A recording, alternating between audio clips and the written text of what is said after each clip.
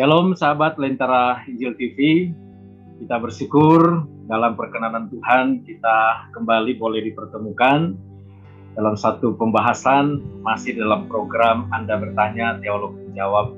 Seperti biasa, saya selalu ditemani oleh rekan saya yaitu Lentera Injil. Shalom Lentera Injil. Shalom Pak Ferdi Mangaribet. Baik, Lentera Injil, ada satu pertanyaan yang sering juga ditanyakan oleh sebagian orang dan tidak terkecuali orang-orang Kristen juga mempertanyakan hal ini. Tercatat dalam kitab Roma pasal 13 ayat yang ke-8, di sana ada pernyataan, janganlah kamu berhutang apa-apa kepada siapapun juga. Timbul pertanyaan, apakah firman Tuhan ini mengingatkan dan mengajarkan kita supaya kita tidak boleh berhutang? Dan apakah orang yang sudah berhutang tersebut sudah melanggar firman Tuhan? Nah, bagaimana menurut Lentera Injil? Baik, sahabat-sahabat Lentera Injil TV, memang tema ini adalah tema yang sangat penting karena sering disalahpahami. Banyak orang, bahkan juga hamba Tuhan yang menghakimi orang yang punya hutang, itu orang yang tidak punya iman, dia berdosa dan lain sebagainya. Bahkan ada yang harus dilayani dengan pelayanan pelepasan keadaan roh hutang di dalamnya. Nah, sebenarnya konteks Roma pasal 13 ayat 8 yang salah dipahami tentang konsep berhutang ini. Karena ini berkata demikian, janganlah kamu berhutang apa-apa kepada siapapun juga, tetapi hendaklah kamu saling mengasihi. Sementara kita menemukan perintah-perintah yang lain di dalam firman Tuhan, supaya kita memberi pinjaman kepada orang yang membutuhkan. Ya, memberi pinjaman lebih baik. Itu memuliakan Tuhan bagi orang yang membutuhkan. Jadi kalau memberi pinjaman itu boleh, berhutang tidak boleh. Lalu siapa yang akan meminjam kalau berhutang tidak boleh? Yang meminjam tidak boleh. Maka sebenarnya apa konteksnya sebenarnya di sini? Nah, saya akan bacakan dari Roma pasal 13 ayat 1-nya, dari ayat 1 sampai 8 nanti ya. Tiap-tiap orang, ayat 1 ya, harus takluk kepada pemerintah yang di atasnya, sebab tidak ada pemerintah yang tidak berasal dari Allah, dan pemerintah-pemerintah yang ada ditetapkan oleh Allah. Sebab itu barang siapa melawan pemerintah, ia melawan ketetapan Allah, dan siapa yang melakukannya akan mendatangkan hukuman atas dirinya. Bahkan melawan pemerintah itu juga tidak hanya dihukum oleh pemerintah, tapi Allah sendiri pun juga menjanjikan penghukuman. Sebab jika seorang berbuat baik, ia tidak usah takut kepada pemerintah. Hanya jika ia berbuat jahat. Maukah kamu hidup tanpa takut terhadap pemerintah? Berbuatlah apa yang baik, dan kamu akan beroleh pujian daripadanya. Karena pemerintah adalah hamba Allah untuk kebaikanmu. Tetapi jika engkau berbuat jahat, takutlah akan dia. Karena tidak percuma pemerintah menyandang pedang, artinya menegakkan hukum. Pemerintah adalah hamba Allah untuk membalaskan murka Allah atas mereka yang berbuat jahat. Sebab itu perlu kita menaklukkan diri bukan saja oleh karena kemurkaan Allah, tetapi juga oleh karena suara hati kita. Itulah sebabnya maka kamu harus bayar pajak, karena mereka yang mengurus hal itu adalah pelayan-pelayan Allah. Perhatikan ayat 7 ya. Ayat 7 ini sebelum ayat 8-nya. Bayarlah kepada semua orang apa yang harus kau bayar.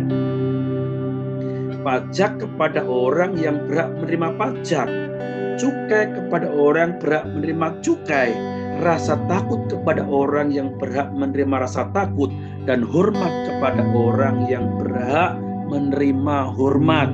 Baru kemudian janganlah kamu berhutang apa-apa kepada siapapun. Nah, artinya apa? Ketika kita tidak memberikan haknya orang lain, itulah yang namanya berhutang di sini maksudnya. Ya, orang yang layak kita hormati, tidak kita hormati, itu berarti kita berhutang. Ketika ada orang harus kita takut, hormat, mentaati tapi tidak ditaati, itulah berhutang. Ya, tetapi hendaklah kamu saling mengasihi, sebab barang siapa mengasihi sama manusia, ia memenuhi hukum Taurat. Nah, di sini ya, jadi konteksnya adalah ketika seseorang tidak membayar apa yang menjadi haknya, itu dia masih berhutang, maka dia harus membayarnya. Supaya jangan terus-terusan berhutang.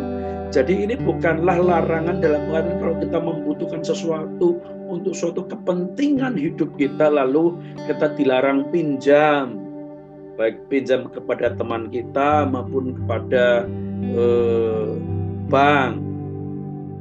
Oh, itu dilarang, bukan itu konteksnya.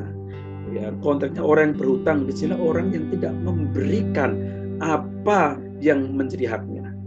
Nah, kalau punya hutang, haknya yang memberi pinjaman itu harus dibayar, maka yang berhutang harus membayar. Kalau hutang di bank ya harus membayar. Bahkan konteksnya ini pajak. Orang-orang Kristen yang tidak membayar pajak, ya ketika mereka diberkati, itu melanggar firman Tuhan ini. Karena dia berhutang, dia tidak membayar apa yang seharusnya dia bayarkan. Ini berarti tidak mengasihi. Nah, di sini ya sebenarnya, jadi konteks berhutang ini bukanlah kalau kita punya kebutuhan, lalu kita nggak punya uang, lalu berhutang, mungkin demi membayar anaknya sekolah. Nggak punya uang, udahlah anakku nggak usah sekolah saja, nggak punya, biarin dikeluarkan saja, udah cukup berdoa saja. Lalu ketika sudah berdoa nggak ada jawaban, berarti kurang iman, kan nggak bisa sesederhana itu. Bisa jadi ya dipertemukan orang yang siap untuk memberi pinjaman, udahlah aku kasih pinjaman untuk kebutuhan, enggak apa-apa.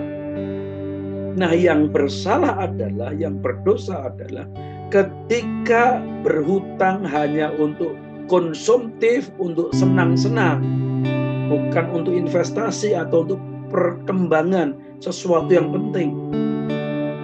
Misalnya sedang nggak punya uang, anaknya udah kelaparan atau anaknya sakit, karena takut firman Tuhan ini hanya membiarkan anaknya kelaparan, mati, sakit, itu kan malah lebih berdosa lagi. Ya, tidak bertanggung jawab. Nah, yang bersalah adalah ketika dia tidak membayar hutang, misalnya pajaknya, tidak memberi hormat kepada pendeta yang harus dihormati, tidak hormat, itu juga berhutang. Karena hamba-hamba Tuhan itu juga diberi hak oleh Tuhan supaya umat menghormati. Para pemimpin itu harus dihormati dan ditaati. Nggak mau taat, itulah berhutang yang dimaksud dalam konteks ayat ini. Nah, tetapi juga hutang yang untuk konsumtif, senang-senang, pesta pora yang tidak ada gunanya, ini yang salah.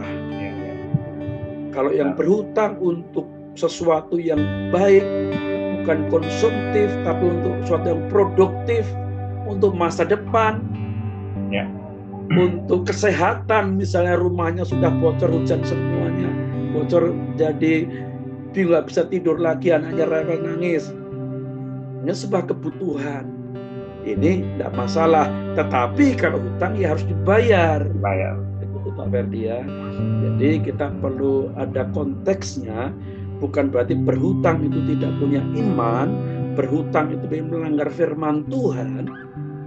Tetapi dalam konteksnya ketika orang tidak memberikan apa yang menjadi kewajibannya kepada orang yang berhak menerimanya, itu adalah sebenarnya dia berhutang. Itu yang jangan sampai kita tidak memberikan haknya orang-orang yang layak untuk menerima hak itu.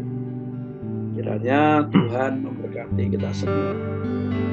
Baik, terima kasih, sangat jelas sekali, dan saya percaya sahabat Lentera Injil TV mendapatkan jawaban yang baik sekali, dan kita semua diperlengkapi hari ini. Puji Tuhan, Tuhan Yesus memberkati kita semua.